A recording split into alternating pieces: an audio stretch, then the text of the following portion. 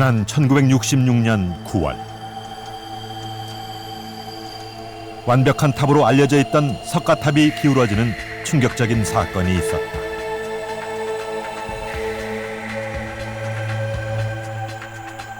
도굴범은 잡혔지만 탑의 훼손이 심각해 전면적인 보수가 불가피해졌다.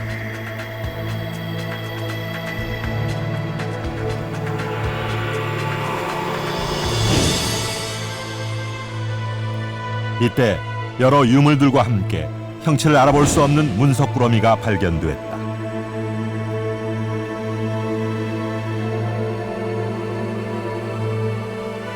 안치여시, 여기에 안치됐다는 뜻이다. 이 문서를 해석하게 되면 이 석가탑에 대한 비밀이 다 밝혀질 거다. 묵서지편, 그것은 천년 전 석가탑이 붕괴 위기에 놓여 완전 해체 뒤 다시 복원했다는 내용을 담고 있었다. 이유는 지동, 땅이 흔들렸으며 그것도 한 번이 아니라 연이어 발생했기 때문이었다. 지진입니다.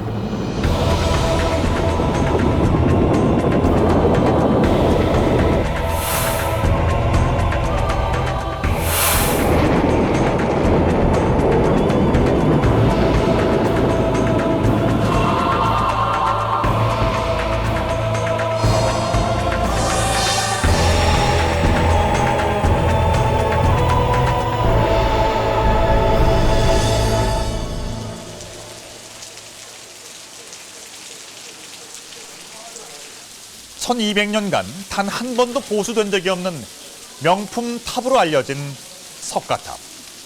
그러나 1960년대 중반에 발생한 도굴 사건으로 인해서 그 신화는 무너져버리고 말았습니다. 고려시대에 이 석가탑을 완전히 해체하고 다시 복원했다는 기록이 나온 것인데요. 이 같은 내용은 석가탑 안에서 발견된 마치 시루떡처럼 엉겨붙은 문석꾸러미, 즉 묵서지편의 내용이 최근 들어서 판독되면서 밝혀진 것입니다. 이 문서를 분리하고 그 내용을 판독해내는 데는 무려 40년이란 세월이 걸렸는데요.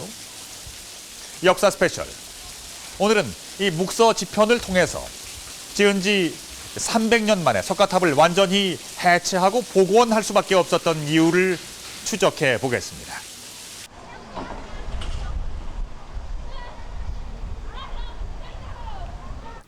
국립중앙박물관 보존과학팀. 1976년 창설된 이 팀은 그동안 과학적 방법을 통해 손상된 문화재를 본래 모습으로 복원하는 역할을 담당해왔다.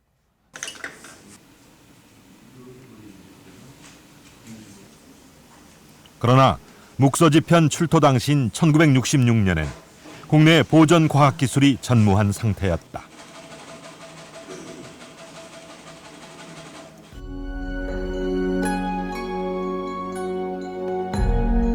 도굴로 인해 기울어진 석가탑을 수리하는 과정에서 또다시 탑의 부재들이 파손되는 우여곡절을 겪으면서 석가탑 유물들이 국립중앙박물관으로 이관됐다.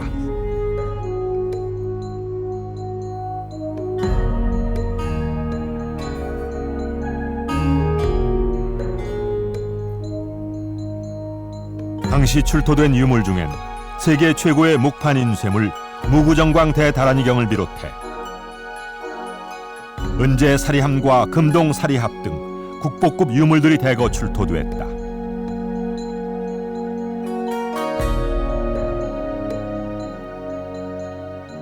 묵서지편은 금동 사리 외함의 다리 아래쪽에서 발견됐다.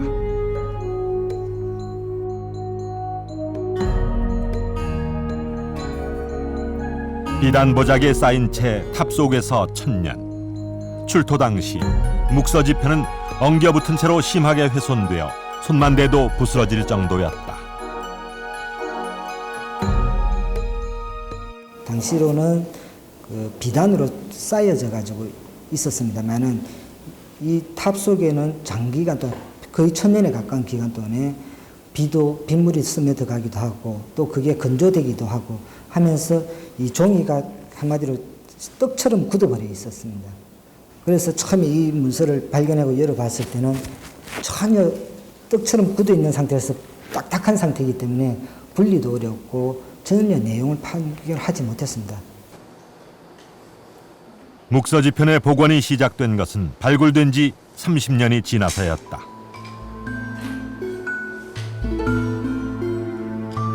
모두 100여 장으로 분리된 낱장을 통해 두루마리 형태가 아닌 여러 겹으로 접힌 문서라는 것이 밝혀졌다. 문제는 종이에 접는 순서.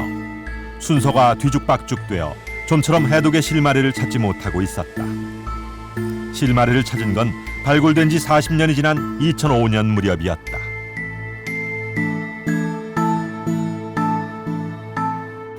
종이를 보면 우리 사람들의 손의 지문과 같이 종이에도 자국이 있습니다. 종이를 뜰 때 어떤 형태로 틀을 가지고 종이가 만들어졌나 하는 그런 자국이 있습니다.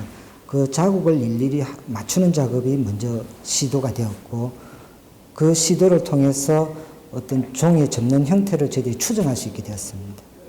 그리고 그 내용을 가지고 그 사학하시는 선생님들께서 읽어보시고 문서의 어떤 내용도 파악하게 됐고 그런 과정이 있었습니다. 전통 한지는 당나무를 찌고 삶은 물을 대나무 발로 떠서 만든다. 이 과정에서 대나무 발의 흔적이 한지에 남게 된다.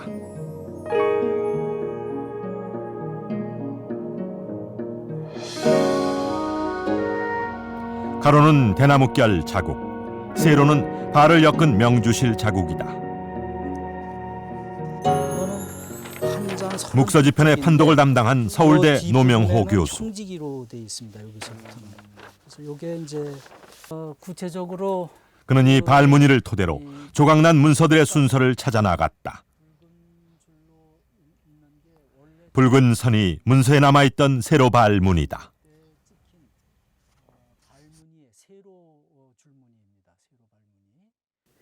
발무늬의 그 간격이 대체적으로 30mm 내외가 됩니다. 한 그 경우에 따라서는 그보다 한 1, 2mm 정도 그 오차가 나는데 그 발무늬 사이의 그 간격을 맞추다 보면은 좌우로 그 연결되는 그 거리들을 그 발무늬에 의해서 추정할 수 있는 그런 경우들이 많습니다. 거기다가 이제 발무늬뿐만 아니라 이 문서의 그 연접면들이 있고 접은 선들이 있고 그 문서를 만들 때 그 종이를 연접한 그 면들이 그 변색되면서 다른 쪽에 그 접힌 쪽에 찍힌 것들이 있습니다. 그런 증거들. 복원 과정은 마치 퍼즐 맞추기와 흡사했다. 먼저 접힌 문서의 정중앙 부분을 찾고 세로 발무늬를 이용해 상하 위치를 검토했다. 다음 종이를 이어붙인 연접면과 반대편에 찍힌 얼룩으로 좌우 대칭을 맞춰갔으며 먹의 농담과 문맥을 고려해 흩어진 조각들의 재위치를 찾아 나갔다.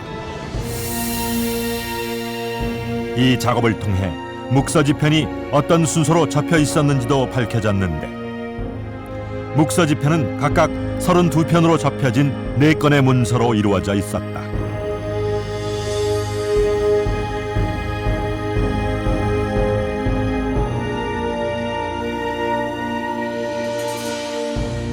천년 전 석가탑에 안치됐던 묵서지편은 40년이 넘는 복원 과정 끝에 마침내 그 모습을 세상에 드러낸 것이다.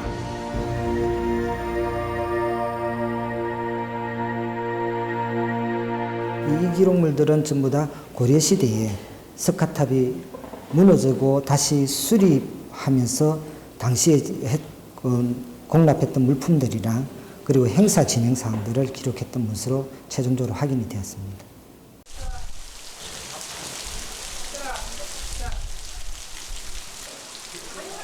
묵서지편은 고려 정종 2년인 1036년 석가탑을 완전 해체하고 복원할 수밖에 없었던 상황을 상세하게 기록하고 있다.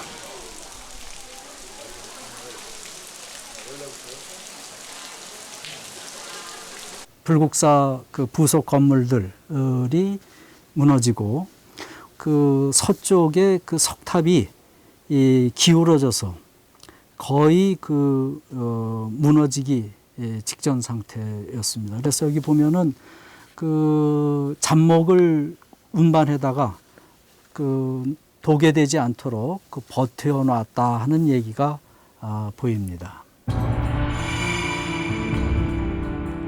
탑이 기울어져 쓰러지기 직전이었던 상황.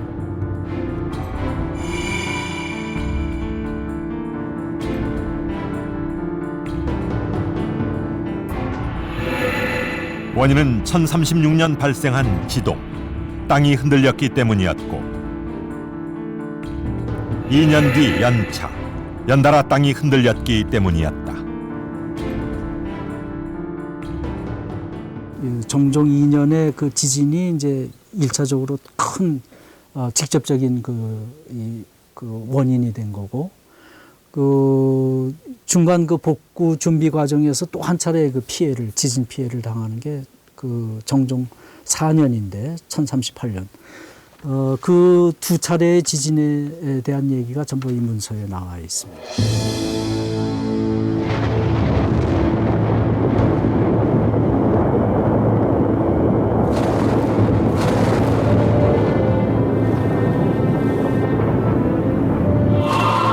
탑을 세운 지 300년도 안 돼 붕괴 직전 상황에 놓였던 석가탑.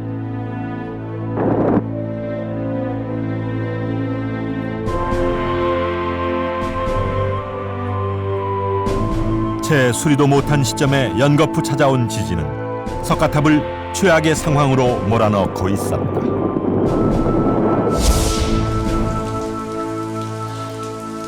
이 중수 문서가 판독되면서 몇 가지 뜨거운 논란이 있었습니다. 먼저 세계에서 가장 오래된 목판 인쇄물로 알려진 무구정광 대다라니경의 제작 연도를 두고 이것이 탑이 세워진 8세기였는지 혹은 중수된 11세기였는지를 두고 학자들 간에 뜨거운 논란이 있었고요. 또 무구정광 탑이 석가탑인지 다보탑인지를 놓고도 치열한 논쟁이 오갔습니다. 하지만 논란의 여지가 없는 분명한 사실이 한 가지 있습니다. 그것은 석가탑을 무너뜨린 거대한 힘이 바로 지진, 그것도 연거푸 발생한 지진이었다는 것입니다. 자, 과연 얼마나 큰 지진이었기에 석가탑이 붕괴 직전까지 가고 이 불국사 곳곳에 큰 피해를 입혔던 걸까요? 이따라 경주를 덮쳤던 지진의 실체를 추적해 보겠습니다.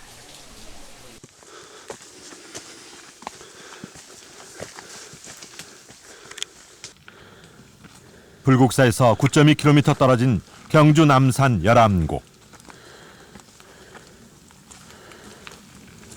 지난 2007년 이곳에서 특이한 모습의 불상이 발견됐다.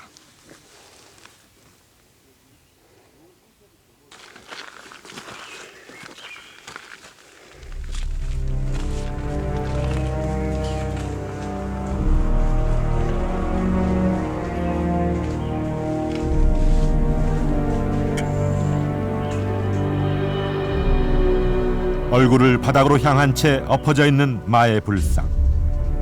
코끝과 바닥 사이의 거리는 불과 5cm밖에 안 된다.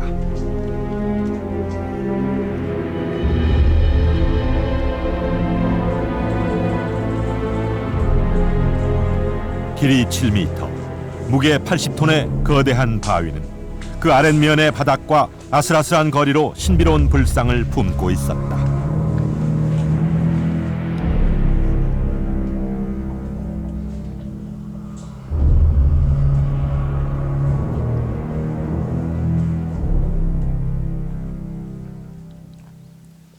부경대 김영석 교수팀은 불상 주변에 산재한 암석의 분포 상태와 그 단면을 분석해 불상이 왜 이런 모습으로 놓여 있게 됐는지를 조사해 오고 있다.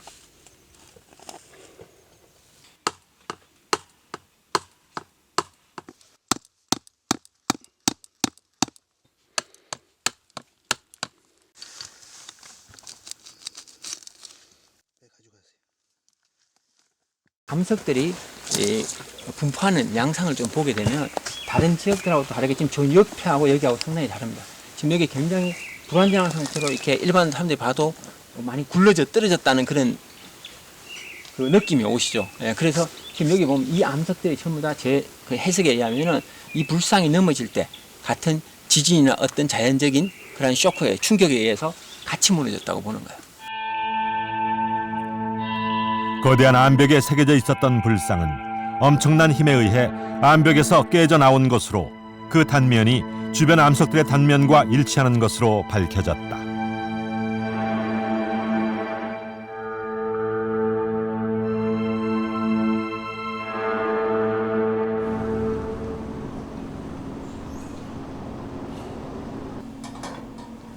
문제는 불상이 넘어진 시기. 불상 주변에서 채취한 흙으로 OSL 연대 측정을 시도했다.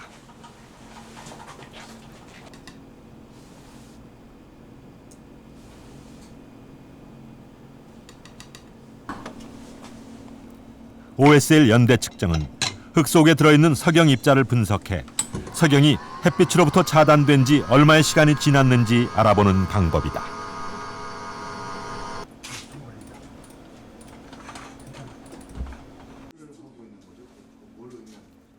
측정기가 작동하자 석영이 빛을 내기 시작했다.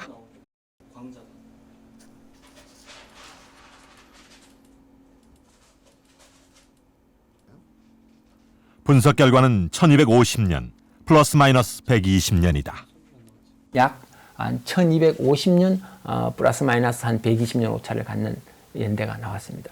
그래서 그것이 정확하게 그것이 매칭이 되는 연대는 없었어요. 지진 연대는.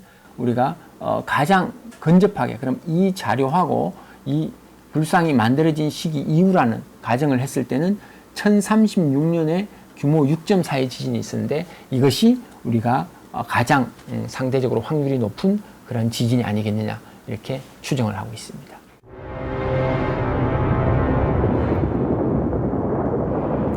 석가탑을 덮쳤던 1036년의 지진은 80톤이 넘는 마애불상마저도 쓰러뜨린 엄청난 규모의 지진이었다. 고려사는 1036년을 전후한 현종, 정종대를 지진의 공포가 엄습하던 시기로 묘사하고 있다. 이 시기엔 경주 일대에만 6번의 지진이 있었다.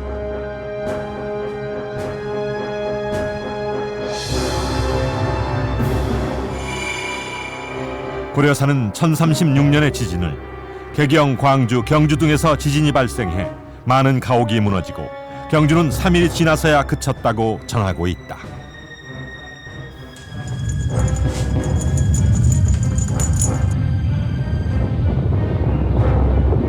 이때의 지진은 온 나라를 공포로 몰아넣었던 전국적인 것이었으며 특히 경주에 큰 타격을 입혔다.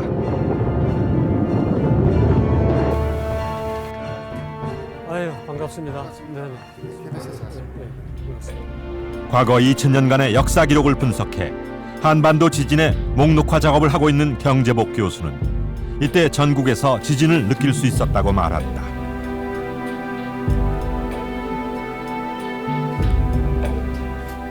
1036년 지진은 개성을 비롯해서 안변, 광주, 상주, 경주에 이르는 광범위한 지역이 감증구역으로 이렇게 평가되고 있습니다. 특히 3일이 지나 지진이 그쳤다는 표현을 통해 당시 지진의 진앙지가 경주였을 것으로 추정하고 있다.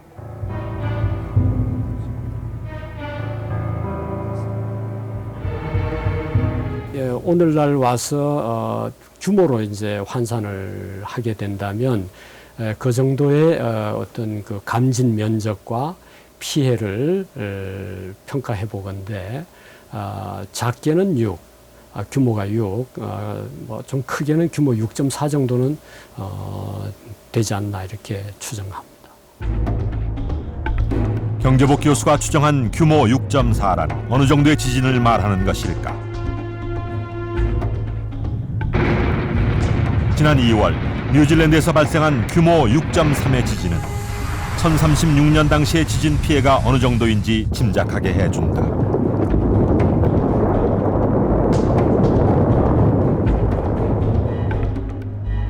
이 지진으로 인해 뉴질랜드에선 180여 명이 죽고 800여 명의 부상자가 발생했다고 한다.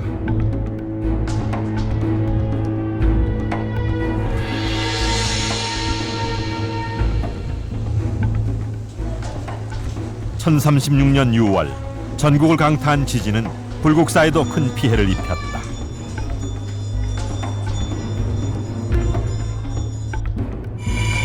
중수문서는 당시의 지진으로 불문 남대제, 하불문 행랑시설, 서쪽 석탑에 피해가 있었다고 기록하고 있다. 그래서 이 부분을 생각해 보면 현재 그 불문의 남쪽 큰 계단이라고 하는 것은 많은 분들이 생각하시는 것처럼 현재 그 대웅전의 그 남쪽의 큰 계단, 이른바 청운교 백운교 부분이라고 생각됩니다. 그 청운교 백운교의 좌우 양측 부분이 아마 꼭 그 계단 자체라기보다는 계단과 연결되는 행랑이라든지 문 이런 부분으로 생각이 됩니다. 그리고 하불문, 아래 불문이라고 하는 것은 여러 가지 해석이 가능할 수 있습니다만은 안양 즉 극락전의 부분의 전면의 그 동쪽 부분, 즉 극락전과 이어지는 부분이 훼손되었던 것 같고 바로 그런 부분들하고 이어지는 그 서쪽 석탑, 지금의 석가탑 이런 부분이 크게 훼손되었던 것 같습니다.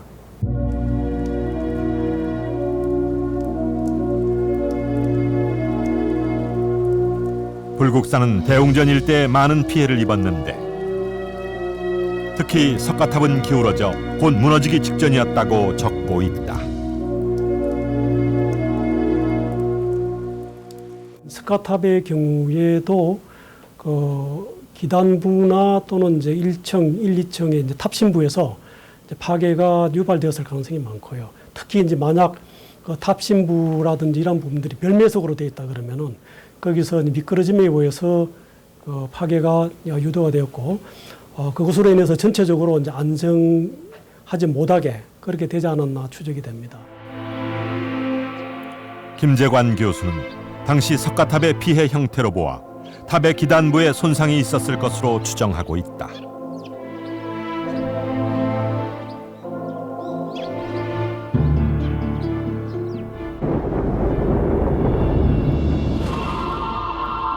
(1036년) 지진으로 인해 기단부가 파괴된 석가탑은 한쪽으로 기울게 됐고 일부가 무너져 내렸다.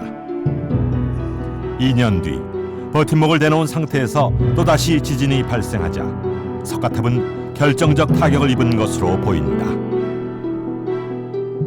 1층 또 이제 기단부까지 그 다 해체를 하게 됩니다. 기록에는 지대라고 되어 있습니다만 그 탑의 기단 부분이라고 생각됩니다. 즉 기단 부분부터 바로 잡고 다시 그 위에 1층, 2층, 3층 상륜하는 식으로 다시 그 복원하는 공사를 해서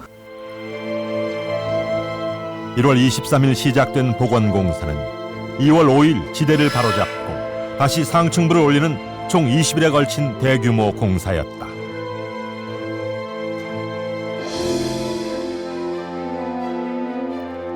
석가탑의 붕괴 현장을 말없이 기록한 묵서지편은 서기 1036년 3일간에 걸쳐 경주 일대를 뒤흔들었던 대지진의 목격자였던 것이다.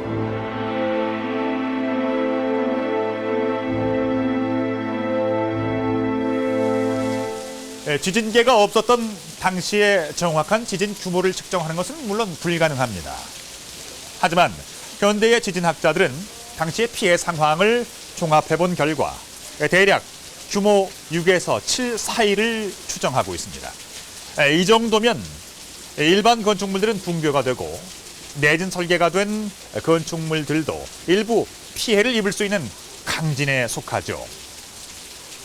그런데 우리 역사 문헌을 살펴보면 뜻밖에도 이런 지진 관련 기록들이 자주 등장을 합니다. 삼국사기에는 100여 건, 고려사에는 190여 건, 그리고 조선왕조실록에는 무려 2000건의 지진 관련 기록들이 나옵니다.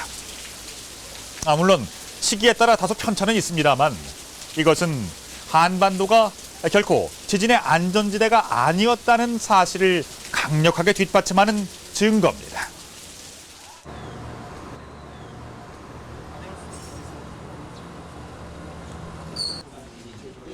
기상청 국가지진센터. 국내외 지진 정보를 24시간 수집 관측하는 곳이다.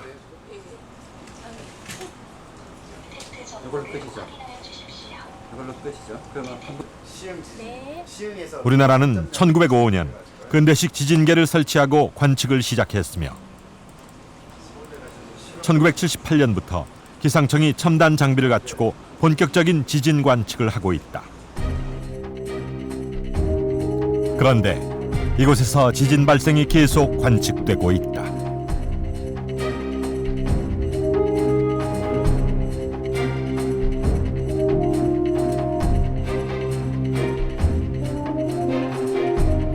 (2011년에는) 6월 2일 현재 국내에서 총 24건의 지진이 관측되고 있어 월 평균 5번의 지진이 발생하고 있다. 우리나라는 연 평균 43회의 지진이 발생하고 있습니다. 우리가 흔히 우리나라가 지진이 안 나는 것처럼 생각을 하고 있지만 올해에도 24회가 발생하였고 단지 규모가 3 이하, 다시 말해서 그 사람이 느낄 수 없는 지진이 대부분이었기 때문에 그러지 우리나라는 계속 지진이 발생하고 있는 나라입니다. 여러 역사책에 등장하는 지진 기록이나 1905년 이후 근대적 지진계로 관측된 자료 모두 한반도에 많은 지진이 일어나고 있음을 말해주고 있다. 사람이 느낄 정도의 지진의 규모는 규모 한 3 이상 정도가 되는데 그 가운데서 이제 특히나 이제 그 피해를 동반한 지진, 다시 말씀드리면 가옥이 붕괴된다든가 산사태가 난다든가 또는 뭐 사망자가 발생하는 이러한 그 피해를 동반하는 지진들은 오늘날 우리가 그 규모로 평가한다면 규모 5.5 내지 6 이상 이러한 그 크기의 이제 지진들인데 이런 크기의 지진들은 대개 한 15차례 정도 발생했기 때문에 대개 100년 내지 150년에 한 차례 정도는 발생했다 볼 수 있는 거죠. 지진계가 없던 시절 선조들은 다양한 방식으로 지진의 세기를 표현하고 있다. 땅이 갈라지는 지열, 흔들리는 지도, 가라앉는 지함 등 다양한 표현으로 지진을 묘사하고 있다. 또 우레소리, 북소리 등으로 지진의 크기와 양상을 구분하기도 했다. 779년 경주에서 발생한 지진은 사망자가 100명이 넘어 인명피해가 가장 많았던 지진으로 꼽힌다.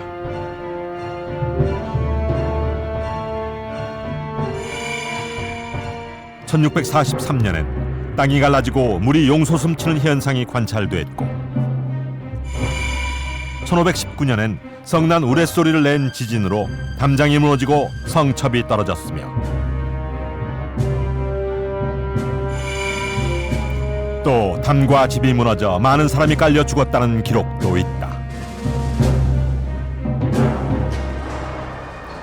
당시의 기록을 토대로 지진의 규모를 대략적으로 추정해 볼 수 있다.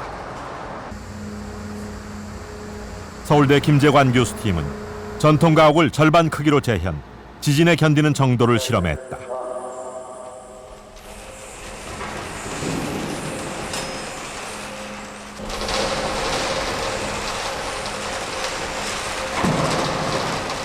순차적으로 지진의 강도를 높여나가자 붕괴 조짐이 관측되기 시작했다.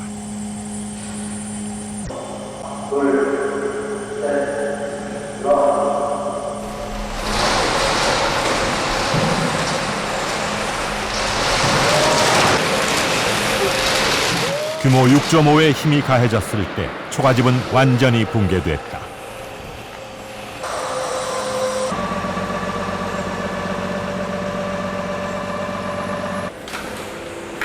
두 번째 실험 모델은 2분의 1로 축소된 기와집. 역시 규모 6의 진동이 가해지자 붕괴 조짐을 보였다.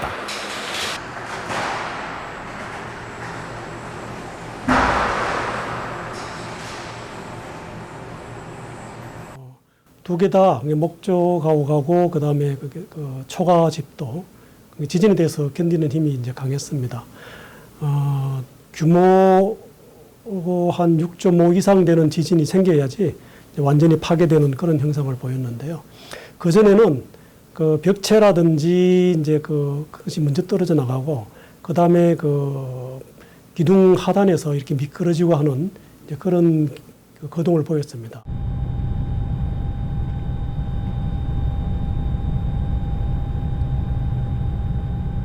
이것은 한반도에 규모 6 이상의 지진이 여러 차례 있었음을 증명하는 것이다.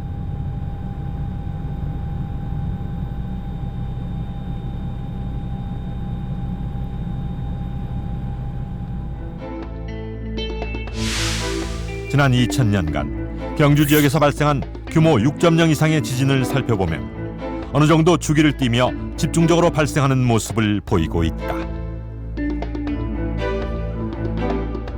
우리가 통계치를 해보니까 한 200년에서 230년 정도 그런 주기로 그다음에 이제 한 뭐 100년 내외 그다음에 다시 또 좀 많이 일어났다가 또 다시 좀 조정해지는 기간이 또 그 정도 되는 이런 식의 좀 군집 현상이 나타나는 게 관찰이 됐습니다. 그래서 아마 정확하게 우리가 몇 년이라고 이렇게 얘기하고 하기는 상당히 어렵습니다만은 어떤 군집 현상이 있는 것만은 좀 가능성이 상당히 높다. 지금 이렇게 보고 있습니다.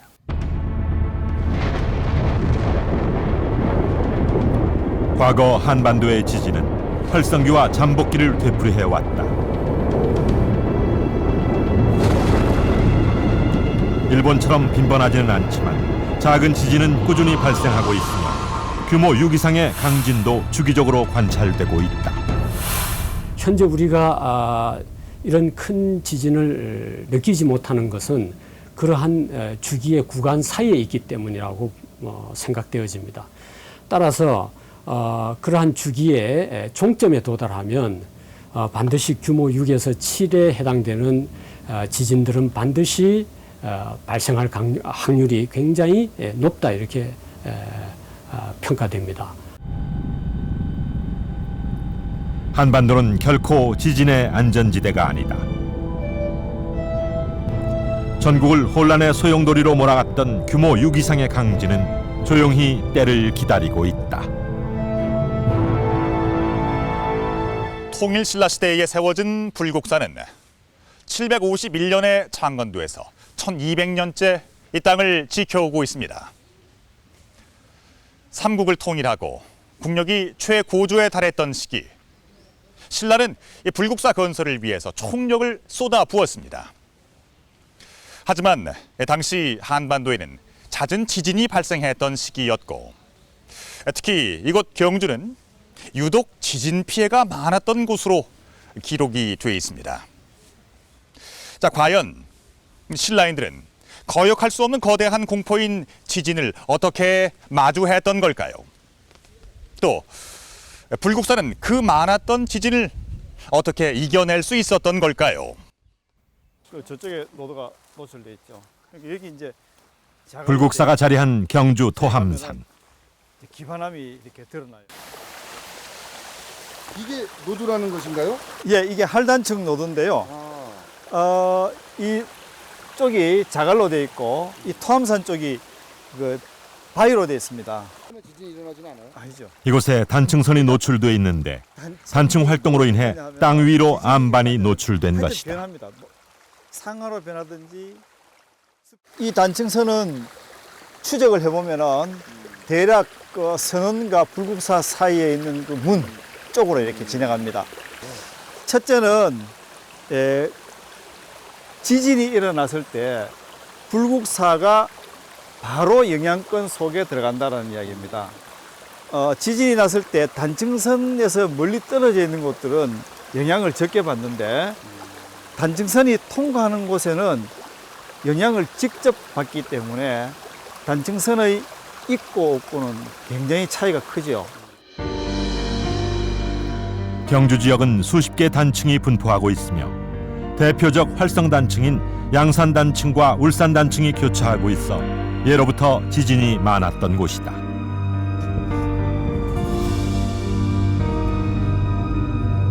이곳 경주가 수도였던 신라 시대는 유독 많은 지진 기록이 남아 있다. 신라인들이 겪어야 했던 지진의 공포는 삼국사기 곳곳에서 관찰된다. 80m가 넘는 황룡사 탑도 여러 차례 지진으로 인해 위기를 맞기도 했다.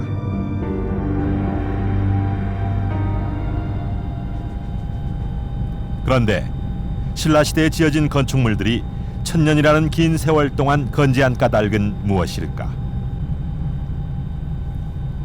숱한 지진으로 인해 많은 피해가 보고됐지만 첨성대는 1300년째 그 자리를 지키고 있다.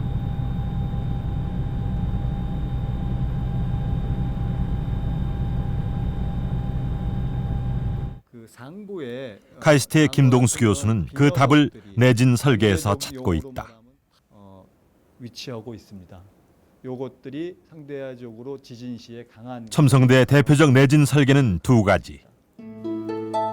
내부를 가로지른 비녀석과 가장 상부에 위치한 정자석이다. 비녀석과 그 위에 정자석의 그 내진 특성을 살펴보기 위해서 지금의 첨성대와 동일한 모델을 만들고 비녀석과 그 정자석이 없는 모델을 만들어서 저희가 그 센트리피지 실험을 통해서 모형 실험을 실시를 했습니다. 원심 분리기로 지진 효과를 주는 실험.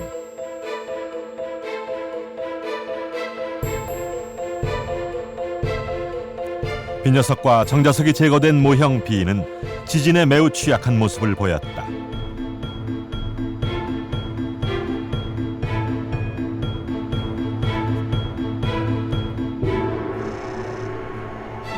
첨성대는 단순하게 벽돌을 쌓아 올린 건축물이 아니라 웬만한 지진은 버텨낼 수 있도록 특수 고안된 장치를 품고 있었던 것이다.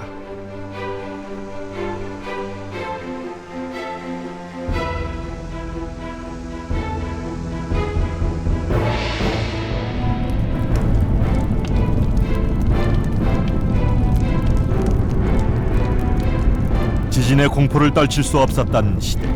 신라인들에게 지진은 어떤 의미였을까?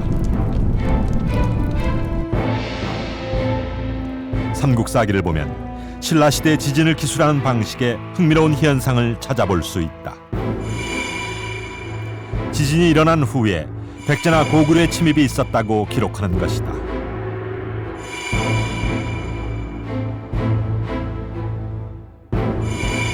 비슷한 방식으로 지진이 일어난 뒤 왕이 죽었다는 기록도 자주 등장한다. 삼국시대 지진이 96회가 있었는데요. 그 사이에 전쟁이 25번이 일어났네요. 그리고 왕 및 시중에 사망 사건이 24회가 있는 걸 보면은 그만큼 이런 천재지변, 특히 지진은 정치 행위에 결정적 역할을 했다 이렇게 생각할 수가 있지요.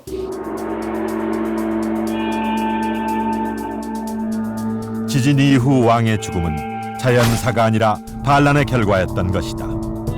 실제로 779년 경주에서 대지진이 발생한 뒤 김지정 등이 군사를 일으켜 왕과 왕비를 살해한 사건이 있었다. 지진이 일어난 이후에 그 대체가 많이 필요할 거 아닙니까? 그래서 왕을 바꾼다든가 시중을 책임자를 교체한다든가 하고 혹은 이제 궁궐을 지어서 하늘에 제사를 지낸다든가 또는 왕이 일반 백성들에게 명을 내려서 여러 가지 혜택을 준다든가 이래서 뭔가가 스스로 반성의 의미를 가진 게 이런 거 지진의 어떤 정책 의도가 아닌가 이런 생각을 하게 됩니다. 당시 지진은 하늘이 내린 벌이었기 때문에 신라의 왕들은 지진을 정치적 반성의 계기로 여기고 있었다. 이면이 다 원래는 그 낮은 면인데 흙을 쌓았다 이거죠. 예, 그렇습니다. 삼국을 통일한 지 100년이 지난 서기 751년. 국력이 최고조에 달한 신라는 이곳 토함산에 불국사를 건설한다. 대규모 국책 사업에 신라인들은 그들만의 고민과 기술을 펼쳐놓았다.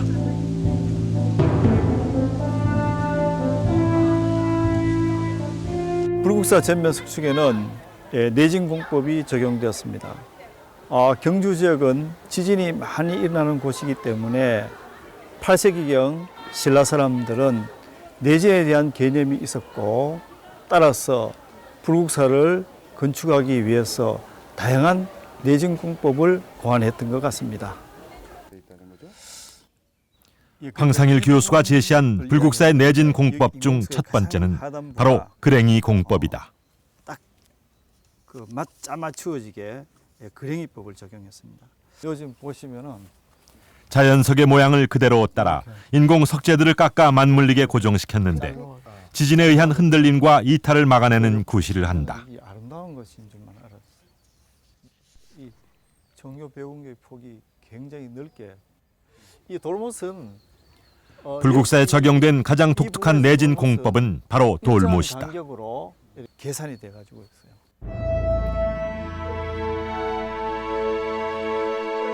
석축 곳곳에 돌출되어 있는 부분이 바로 돌못인데 화강암을 못과 같은 모양으로 깎아서 석축 전체에 일정한 간격으로 배치하고 있다.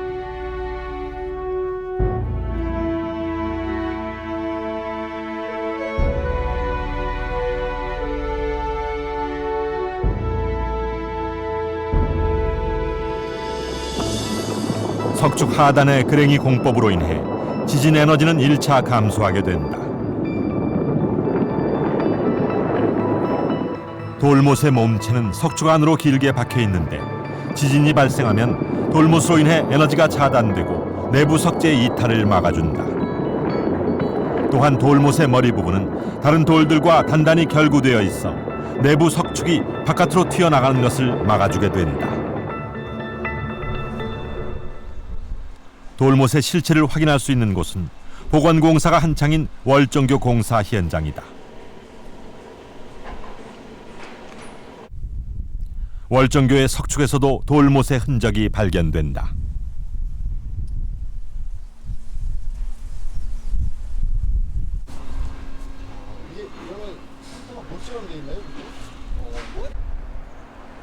월정교 발굴 당시 수많은 돌못들이 발굴되어 돌못의 규모 및 역할을 파악할 수 있었다.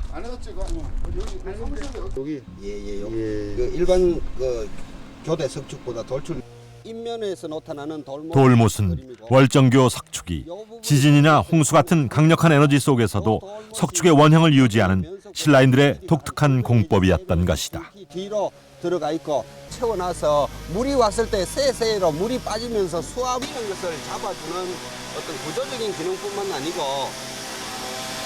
이 석축에서 돌출됨으로 해서 밋밋한 석축을 어떤 어장적으로도 도움을. 돌못이라고 하는 것은 주로 경주 지역에서 많이 나타나는 부재들인데요. 주로 8세기를 전후해서 지어진 건축물들에 많이 나타납니다. 석축의 뒷뿌리를 좀 보강하기 위해서 길게 만들고 그 다음에 앞부분은 또 석축이 튀어나오는 것을 방지하기 위해서 머리를 만들어 두는 그런 것인데 구조적인 측면에서 그걸 만들었기 때문에 당연히 그 지진이 있을 경우에는 아마 그런 그 내력을 훨씬 더 증가시킬 수 있지 않을까 생각이 됩니다.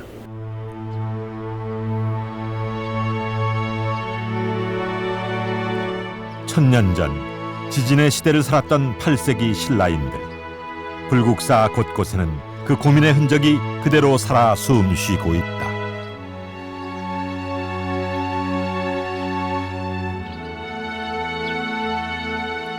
지진으로 붕괴 직전이었던 석가탑 역시 바닥에 커다란 자연석을 깔고 그랭이질을 해서 내진 설계를 해놓았었다.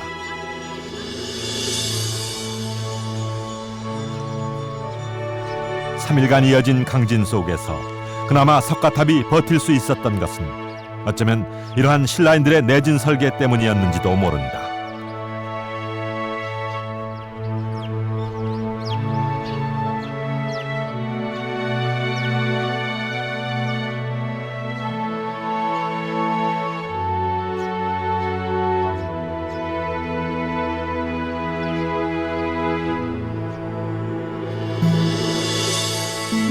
어쩌면 지진은 인간의 힘으로 막을 수 없는 것인지도 모른다.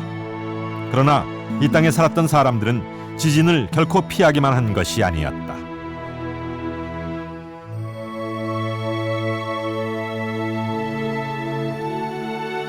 석가탑 중수를 위해 시주한 공양품에는 쌀 한 말, 쌀 한두 해까지 아주 작은 단위의 시주가 눈에 띈다.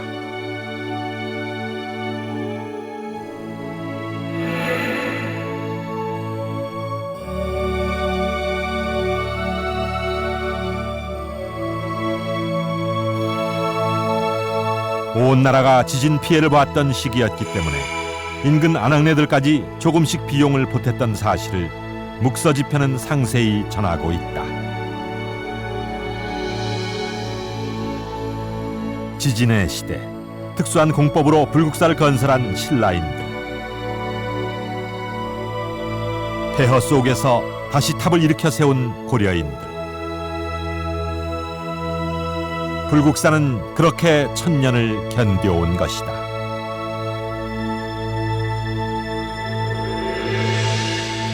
한반도가 지진의 안전지대가 아니라는 것은 지진학자들의 공통된 견해입니다. 또 우리의 역사가 그 사실을 묵묵히 증언하고 있죠. 예나 지금이나 지진은 피할 수가 없는 천재지변입니다만 이 지진을 대하는 신라인들의 자세는 오늘날 우리에게 시사하는 바가 큽니다. 그들은 지진을 정치적 반성의 계기로 삼았고 다가올 위험에 철저한 대비책을 마련했습니다. 대비와 반성, 이것이 신라인들이 지진을 마주하는 자세이자 1200년간 불국사가 이 땅을 지킬 수 있었던 이유였던 것입니다.